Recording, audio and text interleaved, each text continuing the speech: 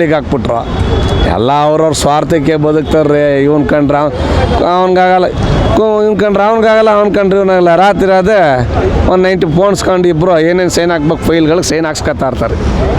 ಇಷ್ಟೇ ಅವ್ರ ಕತೆ. ಜನಗಳ ಕಣ್ಣಿಗೇನೋ ಅವ್ನು ಬಯೋದು, ಇವನ್ನ ಬಯೋದು ಮೀಡಿಯಾದಲ್ಲಿ.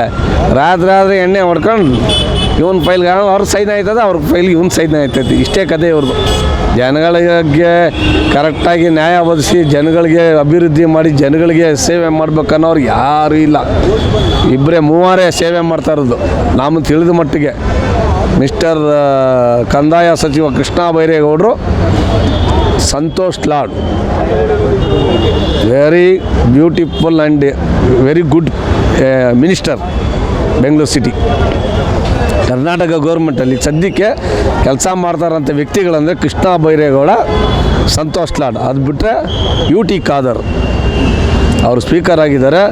ಲಾಸ್ಟ್ ಟೈಮ್ ಅವ್ರು ಇದ್ದಾಗ ತುಂಬ ಒಳ್ಳೆ ಕೆಲಸ ಮಾಡಿದ್ರು. ನಮ್ಮ ಕಣ್ಣು ಬೀಳ್ತಾ ಇರೋದು ನೋಡಪ್ಪ ಇವ್ರು 3 ಜನ. ಕೃಷ್ಣ ಬೈರೇಗೌಡರು ಸರ್ಕಾರಿ ಆಸ್ತಿ ಜಮೀನು ಸರ್ ಅವ್ರು ಏನಾರ ಮಾಡ್ಕೊಳ್ಳಿ ಸರ್, ಜನಗಳಿಗೆ ಕೆಲಸ ಮಾಡ್ತಾವ್ರಾ?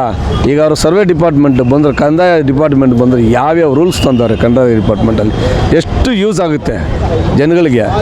ಹಳ್ಳಿ ಜನಕ್ಕಾಗಲಿ ಜಮೀನಿಲ್ಲವ್ರಿಗಾಗಲಿ ಏನೇನು ಮಾಡಿದ್ದಾರೆ ಅದು ಯೋಚನೆ ಮಾಡ್ಬೇಕು. ಎಲ್ಲರೂ ತಿನ್ನೋರೆ ಸರ್, ತಿಂದಿದ್ದ ತಕ್ಷಣ ಕೆಲಸ ಮಾಡಿದ್ರೆ ಜನ ತೃಪ್ತಿ ಪಟ್ಕೋತಾರೆ. ನೀನು ಕೆಲಸನೂ ಮಾಡೋನಲ್ಲ, ಬರೀ ತಿನ್ಕೊಂಡೇ ಇದ್ದರೆ. ಸಂತೋಷ್ ಲಾಡ್ನ ಹೋಗಿ ನೋಡಿ ಏನು ಮಾಡ್ತಾಯಿದ್ದಾರೆ ಧಾರವಾಡದಲ್ಲಿ. ಎಷ್ಟು ಜನಕ್ಕೆ ಒಳ್ಳೇದು ಮಾಡ್ತಾರೆ, ಎಷ್ಟು ಸ್ಟೂಡೆಂಟ್ಸ್ಗೆ ಒಳ್ಳೇದು ಮಾಡ್ತಾರೆ, ಎಷ್ಟು ವಯಸ್ಸಾಗಿರೋರಿಗೆ ಒಳ್ಳೇದು ಮಾಡ್ತಾರೆ. ಆ ಥರ ಮಾಡ್ಬೇಕು ಸರ್ ಕೆಲಸ. ಮಾಡೋಕ್ಕಾಗಲಿಲ್ಲ ಅಂದರೆ ಸುಮ್ಮನೆ ರಿಸೈನ್ ಮಾಡಿ ಹೋಗ್ತಾ ಇರ್ಬೇಕು. ಸುಮ್ಮನೆ ಅವನ್ನ ಬೈಯೋದು, ಅವ್ರು ಇವ್ರನ್ನ ಬೈದು ಇದೇ ಆಗೋಯ್ತು.